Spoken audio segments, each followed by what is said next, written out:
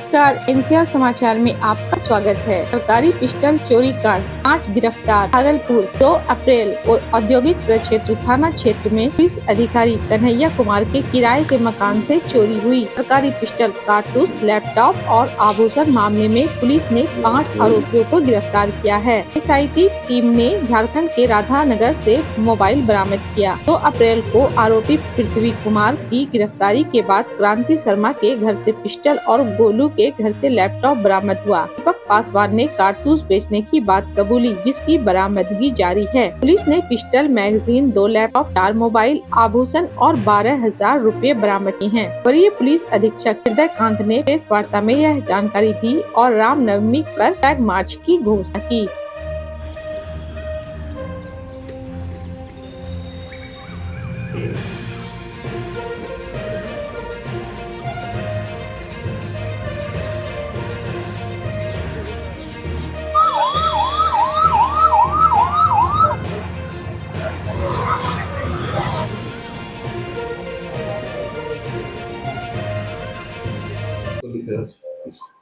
दो मार्च को औद्योगिक प्रक्षेत्र थाना अंतर्गत प्रतिनियुक्त सब इंस्पेक्टर कन्हैया कुमार के घर में चोरी हुई थी, जहां उसके घर के जेवरात, लैपटॉप और सरकारी पिस्टल की चोरी कर ली गई थी।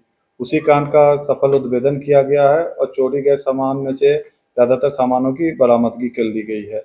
इसमें चोरी गए पिस्टल, 2 लैपटॉप, 1 मोबाइल फ़ोन और कई सारे जेवरात जो है उसको बरामद किया गया है। कुछ सामान बचे हुए हैं जिसके बरामदगी के लिए छापेमारी अभी चल रही है। कितने लोग हैं गिरफ्तार? पहले जो चोरी का मोबाइल था उसको बरामद किया गया था, उस समय 2 व्यक्तियों की गिरफ्तारी हुई थी। अभी कुल 5 व्यक्तियों को और गिरफ्तार किया गया है। तो इस कांड में अब तक कुल 7 लोगों की गिरफ्तारी हो चुकी है। 2 चोर जो थे, जिनका नाम दीपक और पृथ्वी था, ये दोनों घटनास्थल पे गए थे और घर में प्रवेश करके चोरी के कार्य को अंजाम दिया था।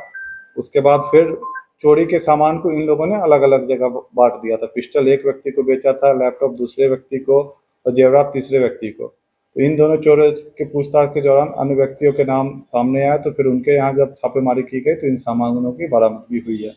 अभी और 3 व्यक्ति वांछित है, जिनके यहाँ पे कुछ और सामान बेचने की सूचना मिली है, तो वहाँ छापेमारी चल रही है। उनकी भी गिरफ्तारी हुई है जिनके यहाँ सामान बेचा गया था? जी हाँ, उनके भी गिरफ्तारी की गई है। कितने दिन के बाद ये सफलता पुलिस को मिली? कितना दिन लगा? 2 मार्च की घटना थी। घटना घटने के बाद ही एसआईटी बना के इसमें लगातार छानबीन चल रही थी। कई लोगों को पूछताछ के लिए पुलिस के द्वारा बुलाया गया था और हमारी टीम निरंतर कार्यरत थी। जो मोबाइल फ़ोन था वो लगभग 1 सप्ताह पहले रिकवर किया गया था।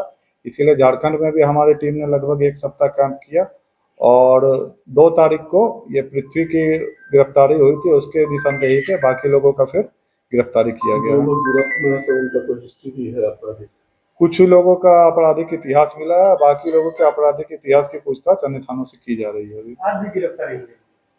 आज अभी एक व्यक्ति की गिरफ्तारी हुई जिसने सोना को खरीदा था। उसके यहाँ से जेवरात भी बरामद हुई थी और जेवर को लेते समय जो रिसिप्ट वगैरह दिया था, जिस डायरी में सारा आंकड़े संधारित थे, उसको भी पुलिस ने जब्त किया है। कितना केस नंबर है? केस नंबर ये था 40/25। किस तरह का सर चोर था? गिरोह बना के या फिर ये स्थानीय चोर हैं? पहले भी 1-2 चोरी की घटना इनके द्वारा कारित की गई थी। कुछ अन्य कांड भी जहाँ पे सीसीटीवी फुटेज थे लेकिन उद्भेदन नहीं हुआ था, उसमें भी इसकी संलिप्तता की बात आ रही है, तो उसमें भी छानबीन की जा रही है।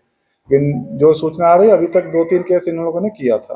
तारपुर घटनास्थल पर गए थे, लड़का लड़की फांसी लगा दी, क्या मामला था? तारपुर वाले घटनास्थल में एक बंद कमरे में एक होटल के कर्मचारी और एक महिला का लटकता हुआ शव मिला था। उस कमरे से ही सुसाइड नोट भी बरामद हुआ है और मोबाइल फ़ोन वगैरह भी बरामद हुआ है। प्रथम दृष्टया ये ऐसा लग रहा है कि मामला आत्महत्या का है, लेकिन अनुसंधान अभी कई बिंदुओं पे जारी है। सारे जो अनुसंधान है, ऑफिशियल रिपोर्ट है, चाहे पोस्टमार्टम रिपोर्ट है, वो सब आ जाने के बाद ही अंतिम निष्कर्ष पर पहुंचना उचित होगा। रामनवमी का समय है, क्या तैयारी है? रामनवमी के लिए हम लोगों ने काफ़ी अच्छे ढंग से तैयारी की है। जितने भी लोगों पे निरोधात्मक कार्रवाई करनी होती है वो सब की गई है। जो रूट का वेरिफिकेशन करना होता है वो हम लोगों ने किया है। मुख्यालय स्तर से भी पर्याप्त संख्या में बल की यहाँ पे प्रतिनियुक्ति की गई है। आज भी फ्लैग मार्च निकाला जाएगा। रैफ की भी कंपनी हम लोगों को मिली हुई है, बीएसएफ की भी कंपनियां मिली हुई हैं, तो पर्याप्त संख्या में बल उपलब्ध है। जितना भी जुलूस होगा सब लाइसेंसी होगा। डीजे पे सख्त पाबंदी लगाई गई है और आप लोगों के माध्यम से मैं भागलपुर के निवासियों से अनुरोध करना चाहूँगा कि इस पर्व को शांतिपूर्वक ढंग से ही मनाएं। कुछ रूट तय भी किया गया है, जो रूट है जो रामनवमी को परिवर्तन भी करेगा क्या? रूट में परिवर्तन की कोई गुंजाइश नहीं है। जिस रूट पे परंपरागत ढंग से जहाँ का जो भी जुलूस चल रहा था उसी रूट पे वो लोग चलेंगे। क्या संदेश दीजिएगा भागलपुर जिले में पहली रामनवमी का त्यौहार में आप इसकी है, क्या कहिए?